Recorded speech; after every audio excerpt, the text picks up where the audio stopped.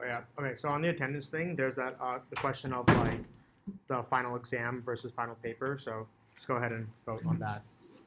Um, Also, I brought more chocolate because I realized I had way too much chocolate at my house when I went to Switzerland. So you guys can just pass it around. But also, these are like these postcards I got from there as well. You guys can take one if you want. Yeah, you're welcome. I realized they were getting really long. Yeah.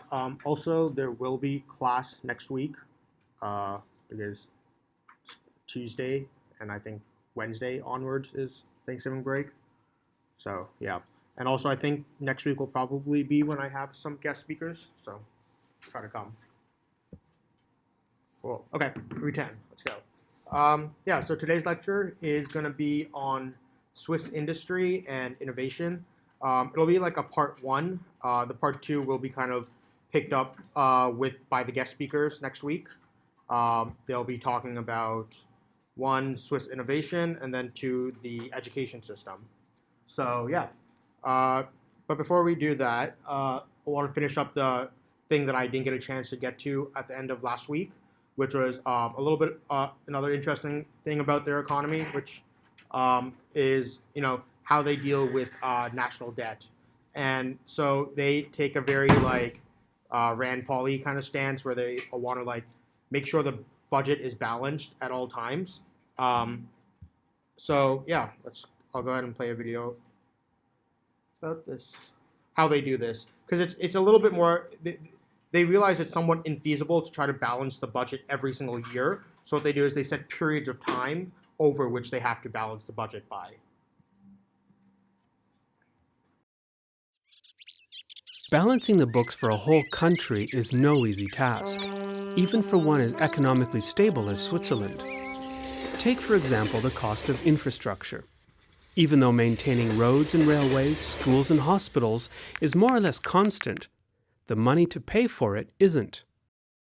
Income, mainly in the form of taxes, can peak or dip alarmingly depending on general economic conditions at any one time. During boom years, the state can rake in a lot of money since more people have jobs and regular wages, and companies pay more taxes on greater profits. But that money supply can dwindle during economic downturns. So when things get tight, governments can always borrow money. This is what Switzerland was forced to do up to and including the early part of this century. A severe recession was followed by some big bills to beef up state-owned companies, such as the Swiss railways. The result was more public debt, which ballooned from 38 billion francs in 1990 to 130 billion by 2005. But debt comes at a price. Interest payments have to be made to the people who lent the money. This is additional expenditure that can't be used to improve the roads and railways, schools and hospitals.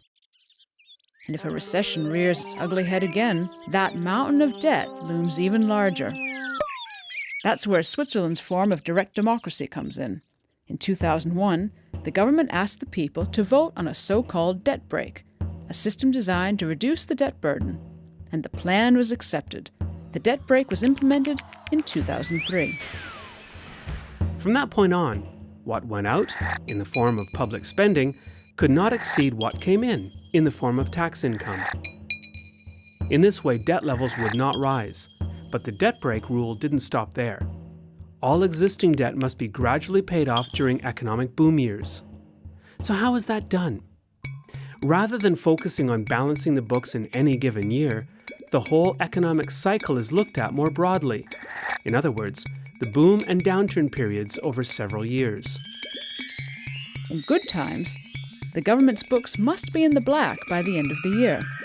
And in years of economic downturn, the government is allowed to go into the red. At the end of the cycle, the books must be balanced and show no increase in debt burden. The surplus is then used to pay off the debt. So how has Switzerland fared more than 10 years after its people decided the debt brake was such a good thing? It was trimmed down by about 20 billion francs by the end of 2012. But not everyone is a fan of the debt brake. Those who don't like it fear there's been so much focus on debt reduction that public services suffer. They argue trains are less punctual than ever, and the road network is increasingly congested, unable to keep pace with the growing population. And there's less money available to combat the impact of global warming. And the debt brake has yet to be put to a real test. Switzerland was spared the worst of the severe recession that engulfed much of Europe and many parts of the world over the past few years. Supporters of the debt brake say it was precisely because of this mechanism that Switzerland weathered the global downturn, since the lower debt reduced the corresponding interest payments. But what if this isn't true? Some extra emergency spending is allowed, but for the most part the government has its hands tied and can't do much to stimulate the economy, since the debt brake forces it to pay off old debts instead.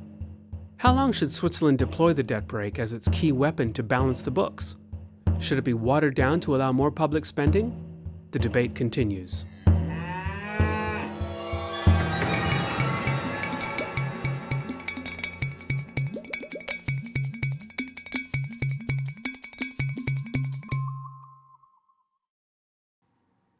And so a lot of Swiss economists are like brought in by a lot of more conservative and libertarian think tanks as to talk about the experiences that they've had in Switzerland with this kind of process. So go ahead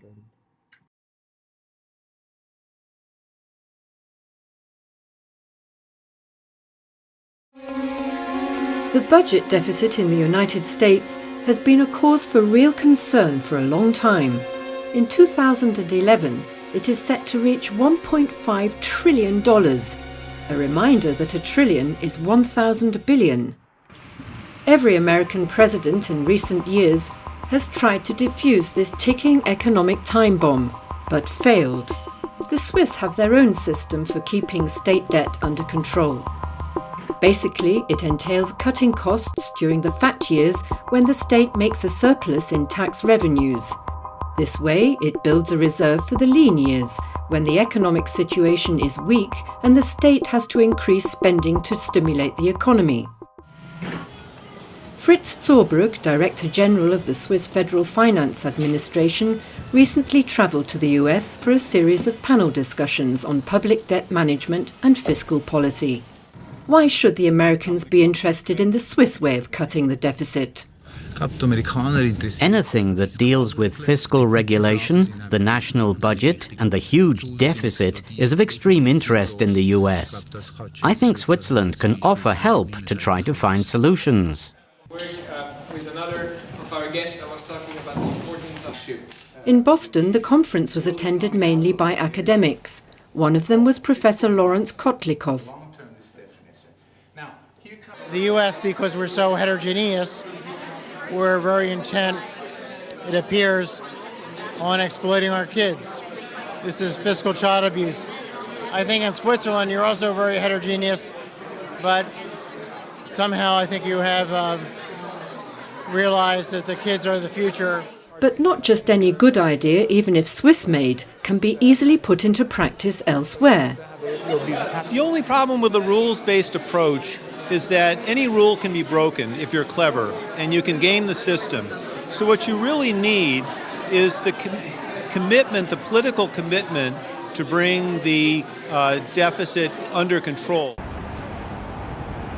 The roundtables on fiscal responsibility, organised by the Swiss Embassy and consulates in the US, are part of this year's celebrations of Albert Gallatin's 250th birthday. Gallatin, a Swiss, was Treasury Secretary under President Thomas Jefferson. Die Idee kommt im Grundprinzip sehr gut an. The idea that the US needs to balance spending and revenue is well accepted across the political board. But how exactly this is going to be realized is part of a political confrontation. Wie das genau geht, das ist ein Teil von der politischen Auseinandersetzung. Charlotte, North Carolina, headquarters of the Bank of America and also a stronghold of the Tea Party movement.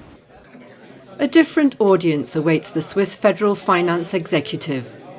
You try to get the same rule. In my view, the most important one is rules that account.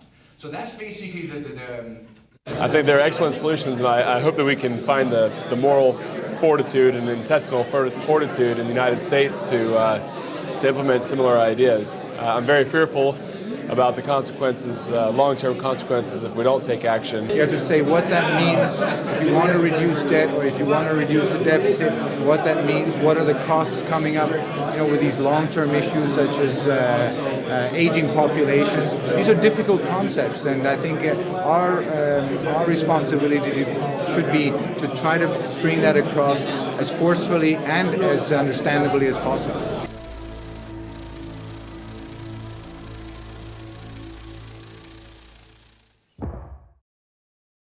I mean, yeah, so obviously that video is pretty out of date.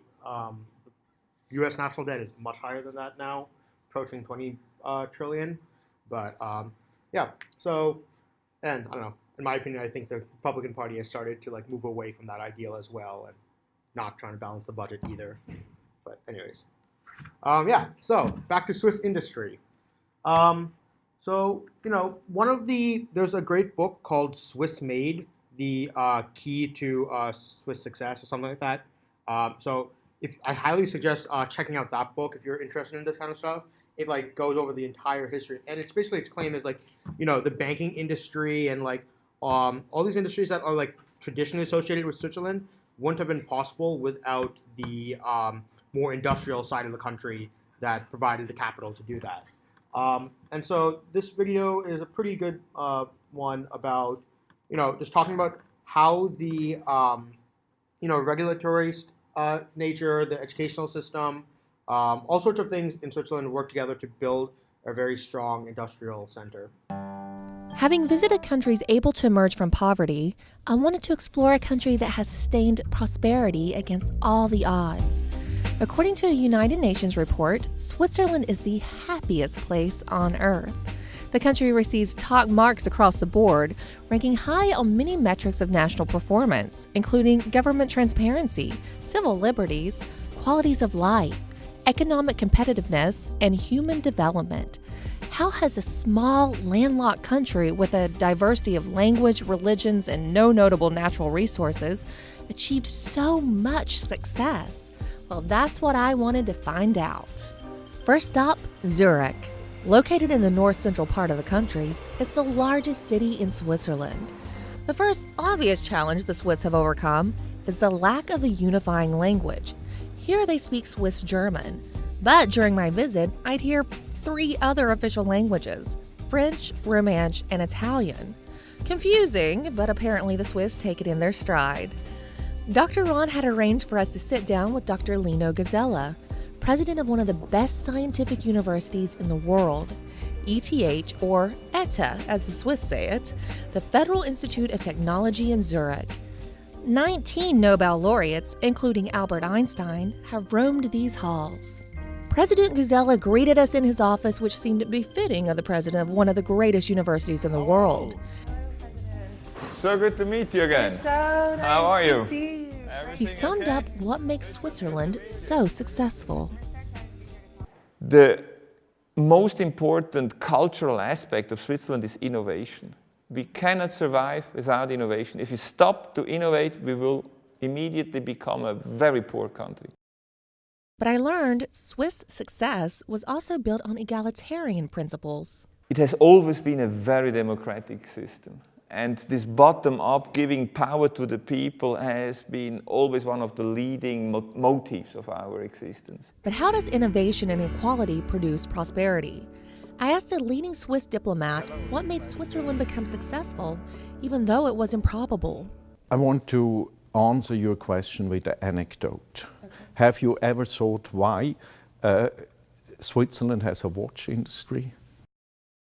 In a country where you have no commodity except water and the brain of the people, you need to come up with a business model where you invest in people, in the skill of the people, in precision. And this is, in a certain way, a model that still exists. Look, for instance, biotechnology. This is one of the cutting-edge areas in the Swiss economy. It's very similar. So biotech technology exemplifies the modern Swiss success story. I drove across Zurich to the headquarters of Inspiro, an ETH startup company riding the crest of a scientific wave. Inspiro creates 3D cell tissues for testing in the pharmaceuticals and cosmetic industries. It's a prime example of the innovation that President Guzella attributes to Switzerland's success. At the company, we are working in 3D cell biology. Over the last 30 years, cells have always been grown in flat layers on plastic surfaces, but that's not the way how our human body is made. Cells live in a 3D environment, everything's layered, everything works together like musicians in a concert, and we developed a technology to bring different cell types together in that three-dimensional context. This whole process is very complex, and if we can help speeding things up, it might ultimately help saving lives. But why continue to operate in Switzerland, a country known for its more expensive labor force? You know, I think there are probably a lot of reasons for that. The one that we experience most is the wealth of talented and dedicated workforce. It was apparent how the Swiss culture of bottom-up, adapted by ETH, has helped Inspiro take their vision and impact the world in big ways. But do those innovations extend beyond the confines of the laboratory? I went to another ETH startup, SelfNation, to find out. Hi, Emerald. It's so nice to meet you. SelfNation is a young fashion company that combines fashion and technology and that offers customers a completely new experience how to buy jeans. Andreas got the idea for SelfNation while denim shopping with his girlfriends one day. I was with friends here in Zurich to buy jeans. And actually my female friends, and they wanted to buy jeans, and they okay, I come with you. With access to the internet, it's possible to order jeans from anywhere in the world. Satisfaction just a click away. After you put in the 8 measures, you see a 3D model of your body in the browser as you would stand in front of the mirror. And once the SelfNation customer clicks the order button, within 10 seconds a pattern is made, and within a minute the pattern is cut.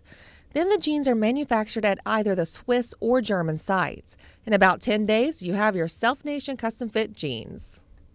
There's a huge potential when you apply technical knowledge to all-day problems. I love what happens when people are given the freedom to flourish and innovate. But now it was on to Bern, Switzerland's capital city.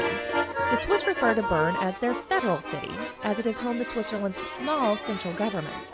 And Bern is home to the Swiss parliament, which consists of 80 members from the different cantons, or states as we call them. Swiss governance is broken down into 3 levels: the municipality or commune, the canton or state level, and the federal. But instead of working top-down, government follows the Swiss philosophy of bottom-up. It's just freedom to act. Instead of having a central government that imposes everything on everybody, you have a local freedom to act and to lower your taxes or to raise them if you know that also happens, or to have different sets of regulations. I wanted to see how Swiss government operated at the local level, so I asked, where should I visit next?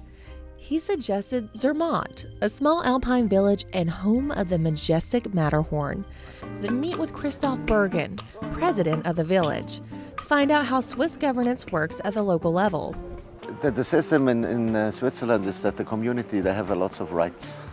So it starts always from the communities up to the government in Bern. But the biggest rights has always the people.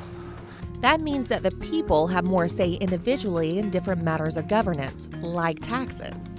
And Switzerland is the only country in the world who can decide of taxes, if they want to pay or not. I was very tempted to stay in this idyllic spot, but Richard wanted me to press on to Switzerland's financial capital. I hated to say goodbye to Zermatt, but I'll be back one day.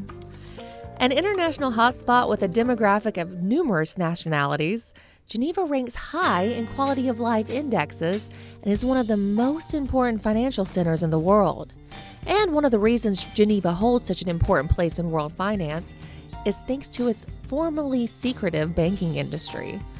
Although there are big corporate banks here, more like we're used to in the US, such as Credit Suisse, Swiss banking is unique because of its smaller private banks, which are partnerships where the partners have unlimited liability, meaning everything they have themselves is at stake. The growth of the private banking industry meant an influx of capital from the rest of the world. The capital to start new businesses added to Switzerland's growth and success and meant more employment opportunities for its citizens. I wanted to see it for myself, so I hopped a train to, well, see how trains are made. Yeah, I started in '89. I bought a company with 18 employees, and the turnover was 4.5 million US dollars. And I bought 100% of the shares, and now we have an entrepreneur model for all employees. And the profit is shared also by the workers, and not only by the owner or the main shareholder. The idea of giving employees stake in the company really resonated with me, but I have to wonder how any employer could offer such an incentive with the expensive Swiss labor force. And again, I had to ask, why operate in Switzerland?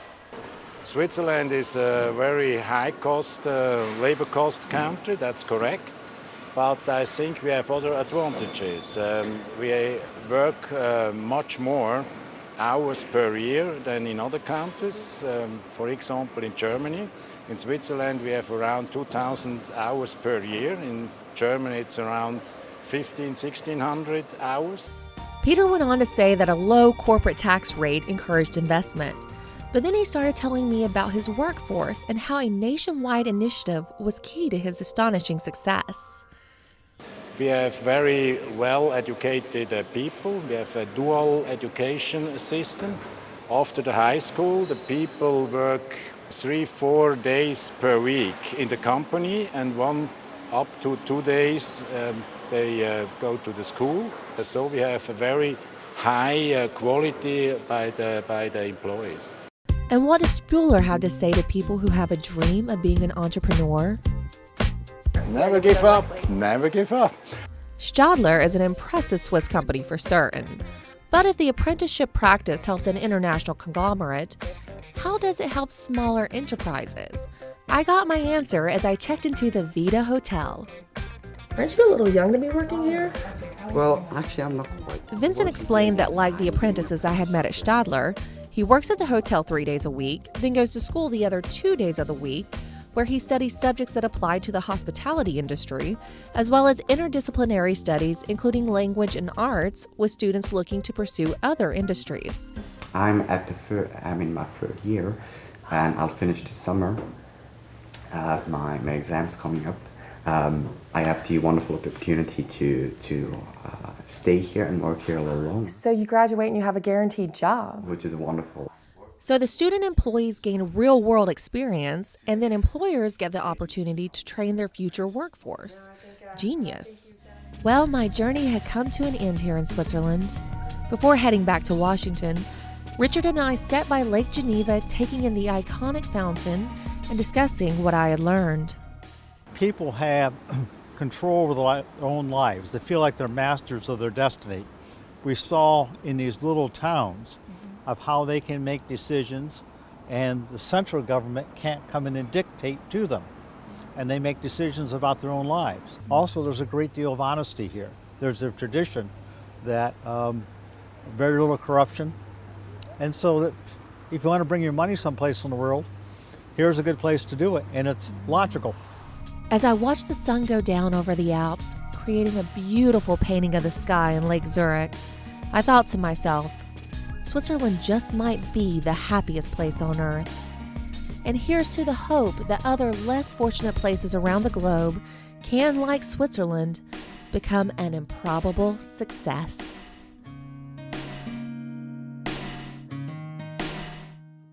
Cool. Yeah.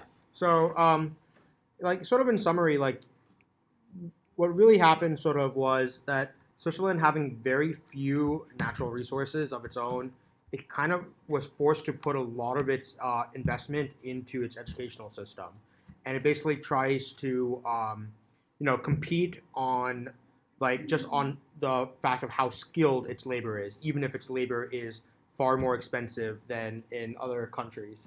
And also, much more like they mentioned, the Swiss workforce tends to work many more hours a year, which definitely you know helps with a company. Even if it means you're paying more for that time, you still get a lot more productivity out of your workers.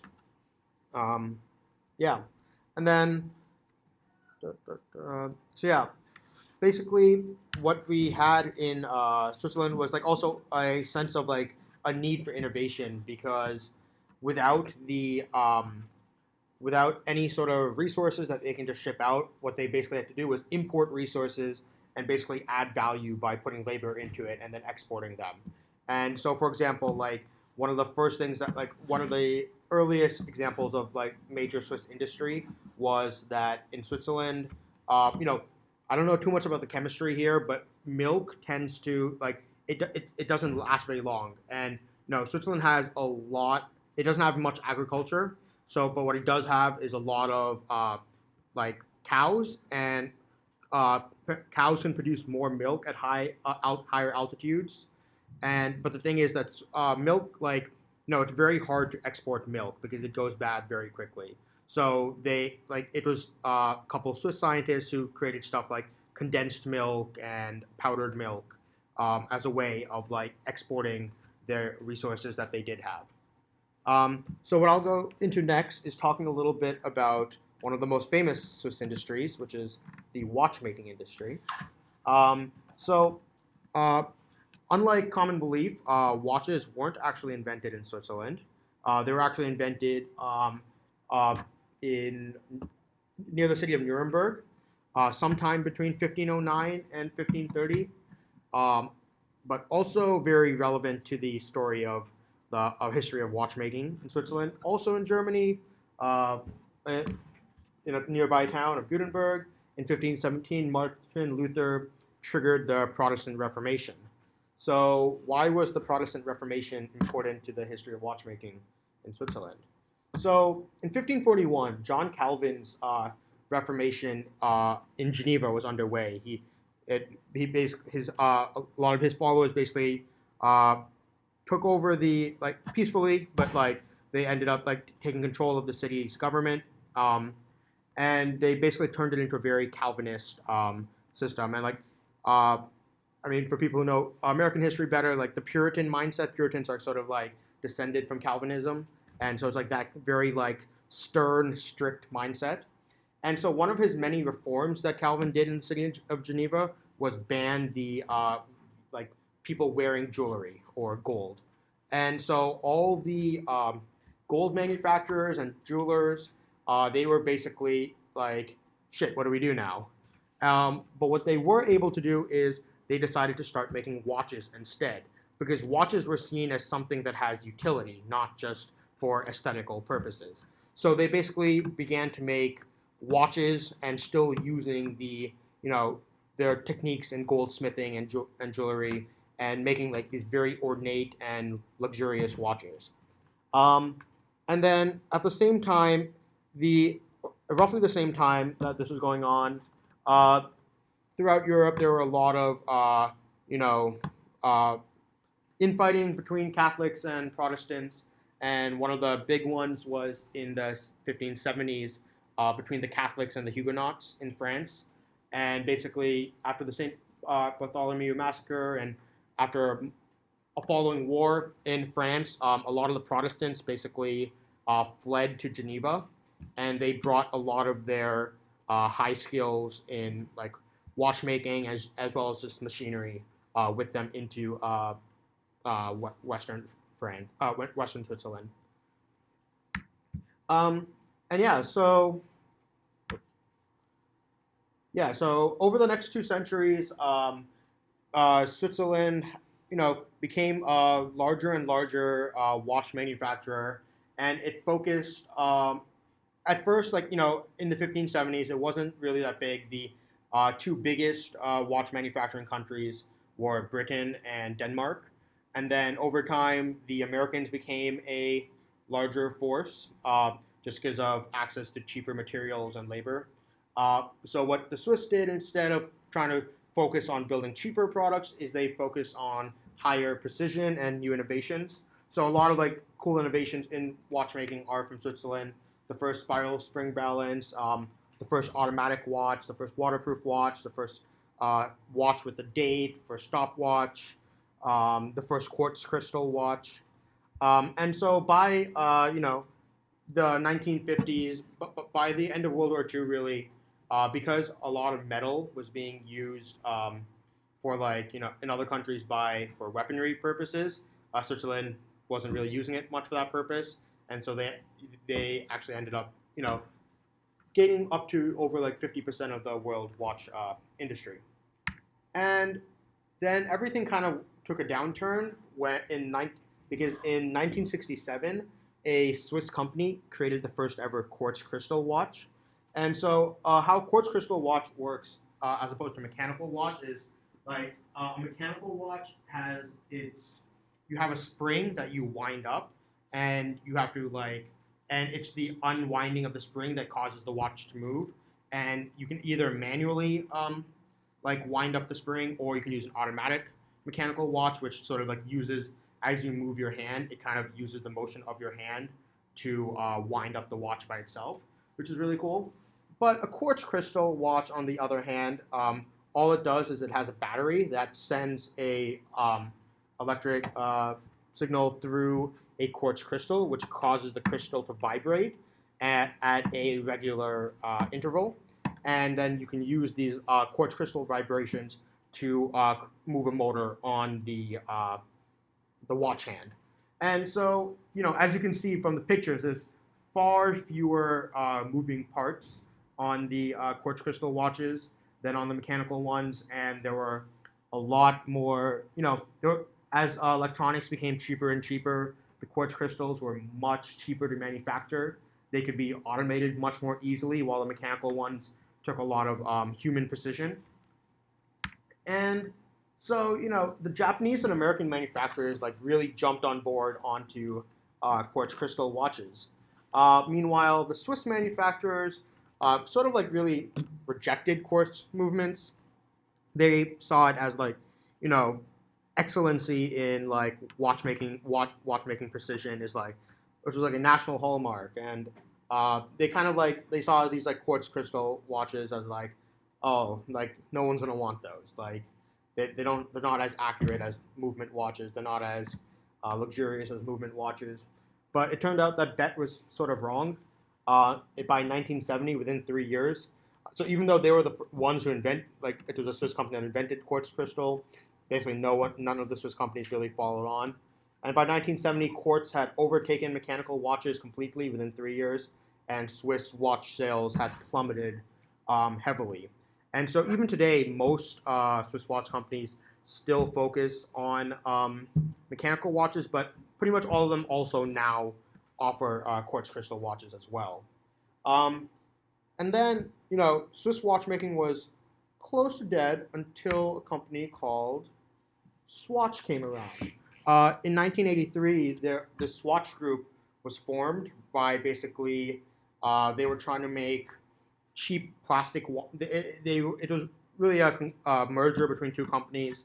One of the companies, they were trying to make cheap plastic quartz watches, but those weren't selling either. And so the founder of that company, he kind of went to the U.S. and he went to a Bloomingdale's, where he found out that they were planning on canceling all of these Swiss watches that they were selling. And what he realized there from talking to people, just the store clerk at the Bloomingdale's, was people don't buy watches for its time precision. They buy it as a fashion accessory. And so what he did was he went back to Switzerland and created a new company called Swatch, where he tries to go much more for a fashion accessory than timekeeping accuracy. And he started making much cheaper watches, and they were designed to be more disposable. As in, if it breaks, you're not going to go get it repaired. You're just going to go throw it out and buy a new one. And it had fewer moving parts. It's sort of they were often somewhat of a hybrid between quartz and mechanical moving parts. They still had much more moving parts than the ones in these pictures. But and he was able to automate the production process to save a lot of money. Like the manufacturing, like the boxes were plastic, but they still somehow sold this like promise of like Swiss excellence in watchmaking, and Swatch over the past like 3 decades has become the largest watch manufacturer in the world. And so yeah, so in the past 3 decades, Switzerland's share of unit volume of watches has decreased heavily. China and Hong Kong are now the 2 largest, with like, it doesn't even compare. China ships like 670.5 million watches a year. Hong Kong is like in the 400 millions, while Switzerland's only in third at 29.3 million. But it is actually by far still the most profitable, because most of the watches that are produced by other nations are much cheaper watches, while the Swiss watches have much higher profit margins. And Asia in the past 2 decades has been sort of the largest growing market for Swiss watches. Sort of just as like many Asian countries' economies are booming, people are buying more luxurious watches. But in the past 3 years, it's been a bit rough. Large part due to the breaking of the Swiss currency peg that we talked about last week, and when they broke the peg, exports become much more expensive. So the watch exports took a big hit on that, but it's been seeming to do a bit of a rebound. And really, smartwatches are also going to be a big challenge coming forward, because they've noticed that actually a lot of their people who would be buying luxury watches are instead buying like the Apple Gold watches and stuff. And so many Swiss manufacturers are actually trying to adopt the smartwatches. They don't want to miss out on this thing like they did with the quartz crystals. But they're kind of like taking their own like flair on it, where they're trying to keep it, unlike the Apple Watch or like Google watches, which is like the entire thing is this screen. They're trying to still keep their traditional watchmaking side to it. So this is one of the big like hype watches coming soon from Tag Heuer, which is like an analog watch face with like 3 screens that can show like smart notifications and stuff. This is one of the biggest like Kickstarter projects called Kairos. It's also a Swiss company, where they have this. It's pretty cool. They have a screen overlaid on top of a watch face, a normal watch. So even if the battery of the phone of the smartwatch completely dies, it just becomes transparent and you can see through to the actual watch. And then the screen kind of like comes over that, which I don't know. I thought that was super cool. I also really like watches. Yeah. So and so this video kind of relates pretty well to the last week's stuff about the peg, and so it'll really talk about like how Swatch and other like Swiss watch companies have been dealing with the breaking of the currency peg and their exports becoming much more expensive.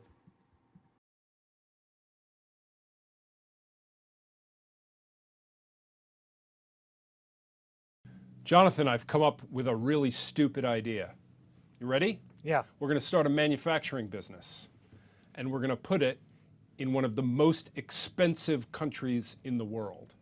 And I'm going to make it even more stupid by putting it in a country where the currency tends to appreciate versus all the currencies of the countries we sell into. Can you think of a stupider idea than that? I think you're describing the Swiss watch industry. I am indeed. And we had results from one of the leaders of that industry, Swatch, today. And despite this terrible piece of planning, they seem to have hung in there. That's right. So Swatch had results today. They were better than people expected they were going to be. Yes, they took a huge hit from the currency. Their margins were pushed down 200 basis points. Their sales growth was crimped. This is because of the massive appreciation of the currency after the Swiss central bank. That's right. So the Swiss central bank in January said we're not going to bother trying to contain the currency anymore. We're just going to let it float. The Swiss franc immediately appreciated. Swatch exports 95% of its output to countries that don't use the Swiss franc. Right. Therefore, those products became vastly more expensive. But they have huge pricing power. They control. They have something like a 25% share of the world's sort of Swiss watch market. Right. And they were able to increase their prices, for instance, in the euro area, in order to compensate for at least some of the. I mean, that's really a remarkable testament to the power of the brand. If the price can go up however much they went up, 10 or 20%, which they would have had to do to keep up with the currency, and they're still selling. A lot of goods, you go up that much, the sales go to zero. That's it. I mean, the sort of made in Switzerland tag is a blessing and a curse for them. It's a curse in the sense that it makes their manufacturing hideously expensive, but it's also a blessing because it is their biggest marketing weapon. Apple can say designed in California, made in China, but a Swiss watch has to say made in Switzerland and mean it in order for it to have the cachet that it carries worldwide. So what are the prospects going forward? Is the stock cheap, expensive? Is Lex smelling an opportunity here, or? The shares have, well, whether the shares have done well in the long term, I think kind of depends on which currency you're measuring them in. If you're measuring them in any currency other than francs, they've done well because, of course, you've had the appreciation of the franc too. The shares are cheaper in PE terms than they have been for some time, about 16 times next year's earnings. That compares with, say, Richemont, another Swiss luxury goods manufacturer, on about 19, and companies like Burberry, say, another British luxury goods supplier, on about 20. So if I can eat the volatility and realize I'm taking the currency risk, and maybe I have some balancing investments with other currency exposures, Swatch doesn't look like a terrible idea. It doesn't look terrible. The other thing you have to have is faith in the family that controls it. This is the Hayeks, the sons and daughters of the Nicholas Hayek, who famously saved the Swiss watch industry. They hold the two top board positions and they control 40% of the shares. So you really have to trust that they know what they're doing. The good news is, so far, they do seem to know what they're doing. Thanks, Jonathan. Yeah, and so like they mentioned, like the Made in Switzerland is a pretty like well-guarded brand, and they like being able to put Made in Switzerland on your like watches or really any product. There's a lot of like rules and restrictions around it, much more stricter than it is in many countries. And this is where a lot of people tend to get confused. So we're going to start with the Swiss-made watch.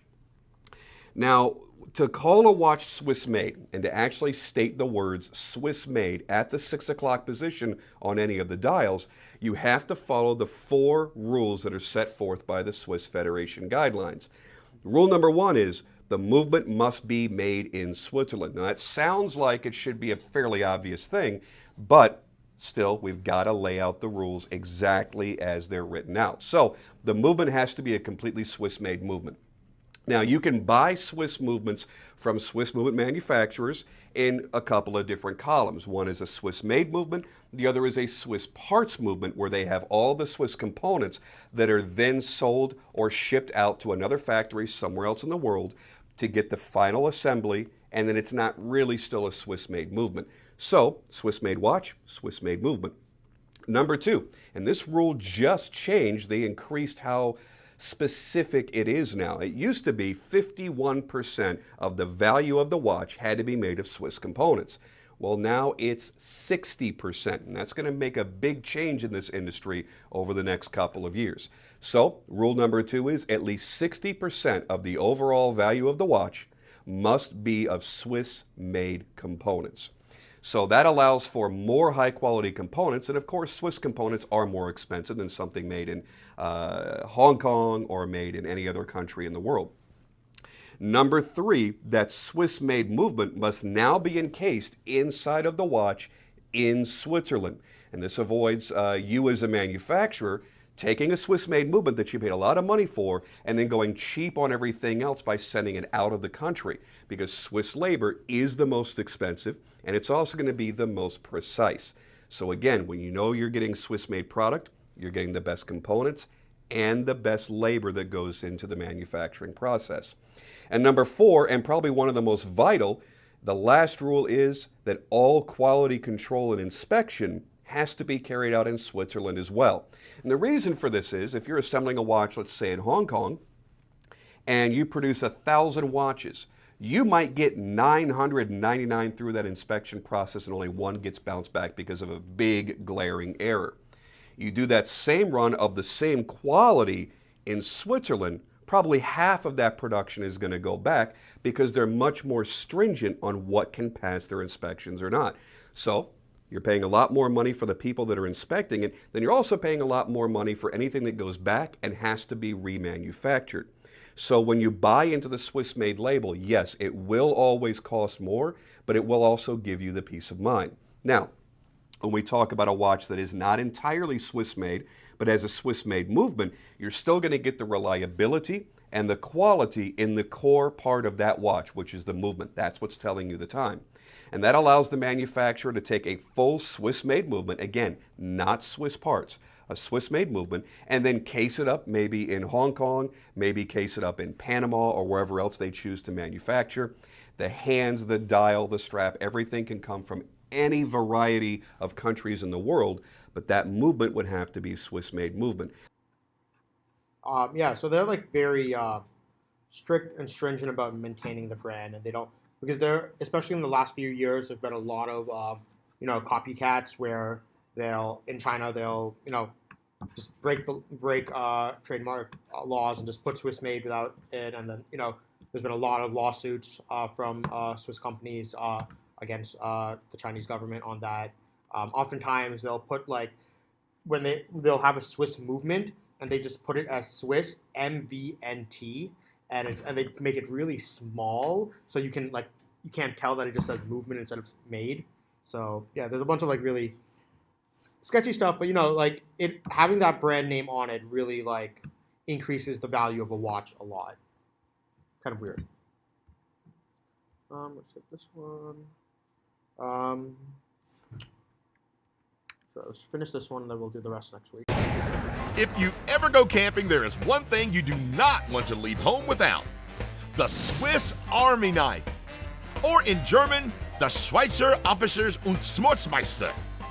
It was U.S. soldiers after World War II who coined the term Swiss Army knife because they couldn't pronounce the German name. It all started in 1884 when Karl Elsener, the fourth son of a Swiss hat maker, opened a cutlery workshop in Switzerland with the support of his mother Victoria. Then, in 1891, Elsener learned that the Swiss Army was looking for a new knife for their soldiers. The Army specified their requirements, and he got the assignment to go into production. It was called the Soldier Model, purposely made for taking apart the Swiss military service rifles by having a heavy-duty screwdriver incorporated into the knife, alongside a can opener and knife for the soldiers. Eventually, Elsener started producing knives of all kinds of professions, like the Boy Scout knife and farmer's knife. But the name Swiss Army knife was already carved into people's minds. So, how did the name for his company come about? It was to honor his mother who had passed. He took her name, Victoria, and the short French name, inoxidable, meaning rust-resistant steel, and combined them.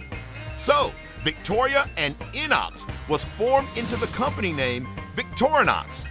Today, over 25 million knives are produced each year, and Victorinox has cut through the clutter of many other industries and offers other high-end items, including timepieces, travel gear, and apparel. So that's actually just one of two major Swiss Army companies. There's two companies that have been commissioned by the Swiss Army to do it, to build knives for them, which is Victorinox and Wenger, and both are pretty equally big. But as of I think 5 years ago, Victorinox actually ended up buying Wenger, and they kind of did it's not so much of a buying as much as it was a merger. But so Victorinox is the parent company, but they actually still maintain their separate brand. So you can still buy a Wenger knife versus a Victorinox knife. Yeah. And then for the rest of the stuff, we will do all this next week. That's it. Yep. I'll go ahead and send out an email with information and stuff. Yeah, that's it. Yes. Is there Yes. And then did you decide at all what the final is going to be as a grade of paper? Let's find out. Give me a second. What do you want it to be? Yeah, sure. Please take some more. Go give it to your friends. Like, actually, I don't want that much.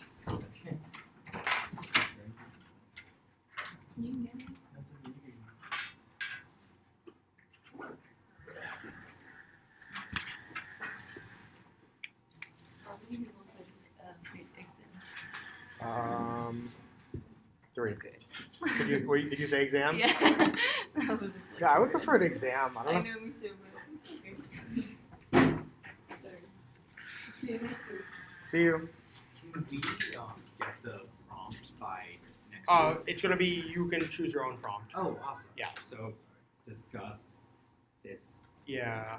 Just I'm gonna have you guys send me your prompt so I can like approve it. Yeah. I'll wait until it started. Uh-oh, this is extra dark. Oh, is it? Oh yeah. Oh no, that's not the extra dark one. I have one that's 99% dark. Oh God.